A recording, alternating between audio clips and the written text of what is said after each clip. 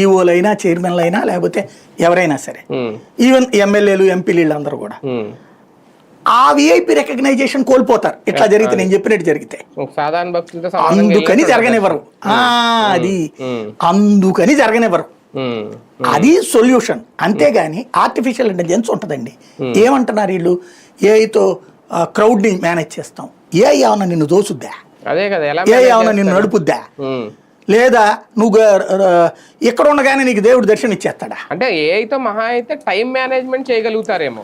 ఏం లేదండి. ఏఐ మూలంగా దరిద్రం ఏంటంటే ఆ డిపార్ట్మెంట్లో ఆ పేరు చెప్పి మరికొంతమంది వచ్చి అక్కడ దూరతారు ఉద్యోగాల్లోకి. అదేమంటే వాళ్ళే పెట్టుకుంటారా నచ్చు. కానీ వాళ్ళు పెట్టుకున్నప్పుడు వాళ్ళకి నువ్వు ఫ్రీ దర్శనాలు ఇవ్వాలిగా, కొన్ని వాళ్ళకి కొన్ని ప్రత్యేక ఇవ్వాలిగా, అవి పొందుతారు వాళ్ళు. ఇప్పుడు గూగులోడు ఇక్కడికి వస్తున్నాడు అనుకోండి, గూగుల్ ఇండియా సీఈఓనో లేకపోతే ఇంకోడు ఎవరు వస్తున్నారు అనుకోండి, వాళ్ళు ఇక్కడ టికెట్ పెట్టుకోవాలి ఇప్పటిదాకా అప్లికేషన్. ఇప్పుడు వాడికి ఈ వీళ్ళకి ఇచ్చాను చూడండి, మనం దాని పేరేమంటాం,